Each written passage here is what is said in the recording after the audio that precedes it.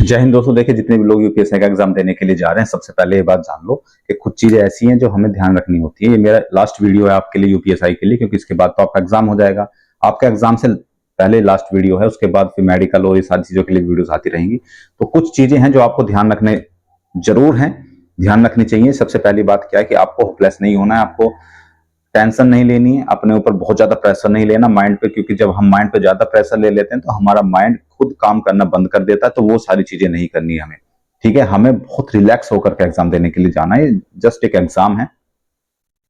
दूसरी बात कि आप समय से पहले जो सेंटर है वहां पहुंचेंगे।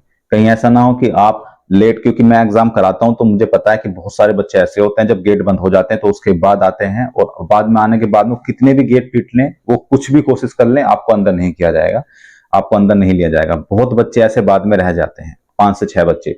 तो उनको, उनके जैसी परेशानी आपको ना हो तो सबसे पहले अपने सेंटर पे 1 या 1.5 या 2 घंटे पहले पहुंच जाए। वहां का एनवायरमेंट चेक कर लें, किस एनवायरमेंट में हमें एग्जाम देना है, वहां से रूबरू हो जाएं, वो सारी चीजें, ठीक है। दूसरी बात, तीसरी बात क्या है कि जो भी आपके एडमिट कार्ड में निर्देश लिखे गए हैं, उन निर्देशों को जरूर पढ़ लें। आपके क्या डॉक्यूमेंटेशन चाहिए, आपको फोटो कॉपी चाहिए, ओरिजिनल चाहिए, फोटो चाहिए या पेन चाहिए, जो भी कुछ चाहिए आपके निर्देश में जरूर पढ़ लें।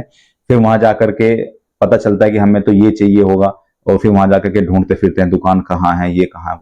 वो सारी चीजें टेंशन लेनी नहीं है, हमें घर से ही प्रिपेयर होकर के जाना है। तीसरी बात, वहां जाके जब आप सेंटर पे पहुंच जाएंगे तो सबसे इतनी सारी बातचीत नहीं करनी है कि भाई मैंने ये पढ़ा, उसने वो पढ़ा, ये छोड़ दिया, कुछ नहीं।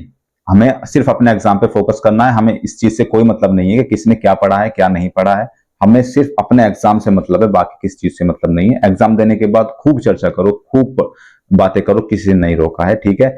उससे पहले बहुत कम अब बातें करनी है।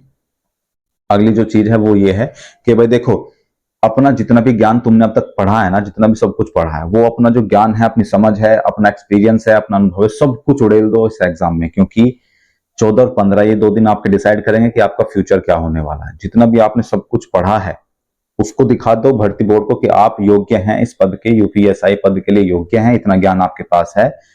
वो कैसे दिखेगा? पेपर के थ्रू, आपके आंसर्स के थ्रू। आंसर बढ़िया से लगाओ।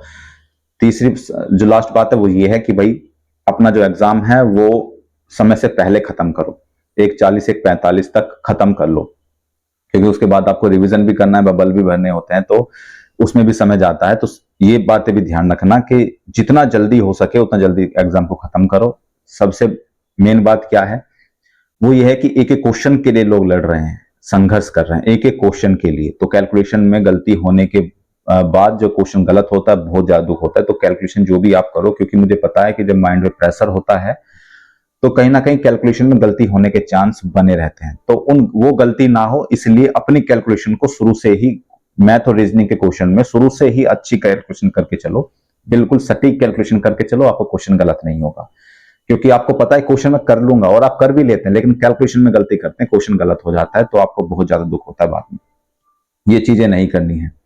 अपने पेपर का रिवीजन भी जरूर करना है, क्योंकि कई क्वेश्चन बाद में ऐसे निकलेंगे जो आपको पता चलेगा यार मैंने ये वाला टिक कर दिया, होना चाहिए था ये वाला, ठीक है। तो ऐसे क्वेश्चन भी रिवीजन कर लो, उसके बाद बबल को भरना। ये सारी चीजें आपको ध्यान में रखनी है। और बिल्कुल फिर से बता रहा हूं, होपलेस नहीं होना। जितनी आपने मेहनत की है उतना आपको रिजल्ट मिलना तय है, इसमें नो डाउट। आपने अगर यूपीएसआई के लिए मेहनत की है तो यूपीएसआई में सिलेक्शन होगा, इसमें आपको कोई शंका होनी ही नहीं चाहिए। आपकी मेहनत के ऊपर निर्भर करेगा आप कि आपका एग्जाम कैसा जाएगा, आप इसके लिए एलिजिबल हैं कि नहीं हैं। तो आप सबके लिए बेस्ट ऑफ लक। मैं भगवान से प्रे करूंगा कि आपका सिलेक्शन हो, और बेस्ट ऑफ लक। मिलते हैं फिर अगली वीडियो में। जय हिंद।